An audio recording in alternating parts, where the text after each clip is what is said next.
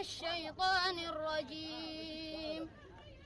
بسم الله الرحمن الرحيم. للفقراء الذين أحصروا في سبيل الله لا يستطيعون ضربا في الأرض يحسبهم الجاهل أغنياء من التعفف تعرفهم بسيماهم لا يسألون الناس إلحافا وما تنفقوا من خير فإن الله به عليم. الذين ينفقون أموالهم في سبيل الله الذين